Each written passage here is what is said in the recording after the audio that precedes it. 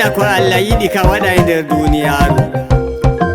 Ko a yiɗi ma ko a sali ma ko Allah yiɗi waɗugo kan waɗay.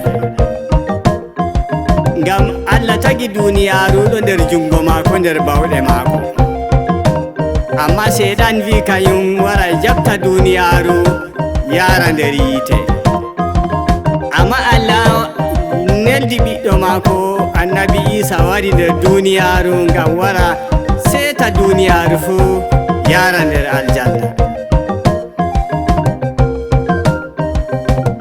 A yiɗi ma waɗay, a sali ma waɗay, a huli ma waɗay, a wanyi ma waɗay. Muyo Allah farata ko jama'ari en fama. Yidde Allah daratako, bawɗe Allah daratako, muño Allah daratako.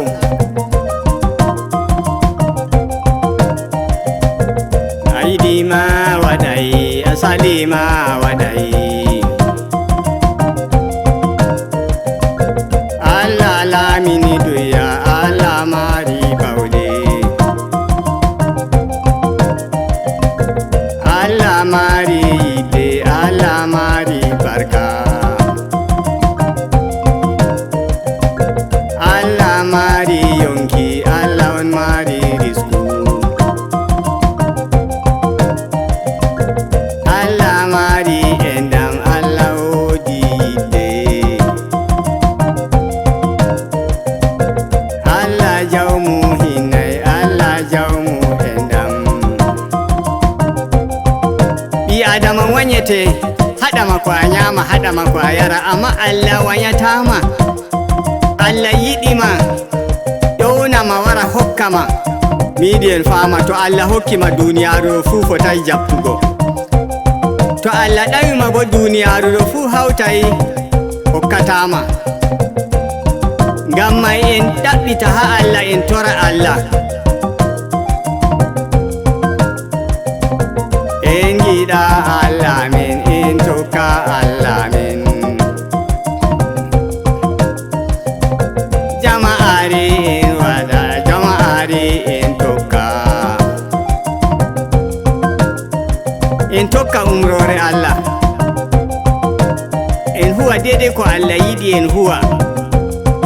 En waɗa daidai ko Allah yiɗi en waɗa.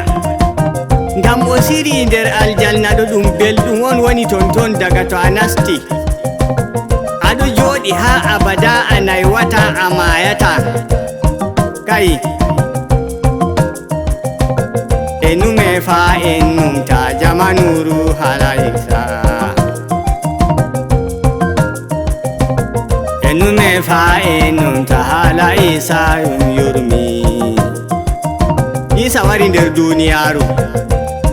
O wari nder duniyaaru ngam o waddi yidde, o waddi enɗam.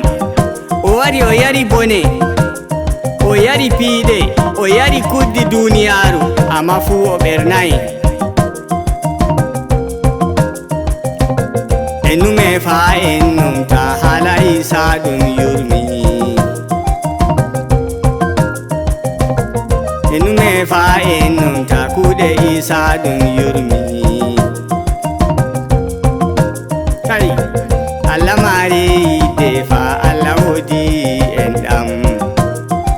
Allah yiɗi duniya, Allah yiɗima.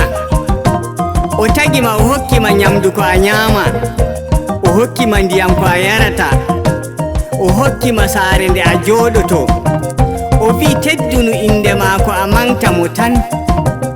Amma non man maka en yi bana wala ko en mari. En laara nange Allah waɗi ngam min, lewru Allah waɗi ngam min, be koode ha sama fuu ngam ɓiɓɓe Adama. En laara fungoji dow lesdi fuu ngam ɓiɓɓe Adama. Fuu Allah yiɗi min on. Dow jamare en wara ha Allah, en hokka mo shawari, o valla en, o enɗa en nasta nder aljanna, en jooɗo har abada. Min yetti.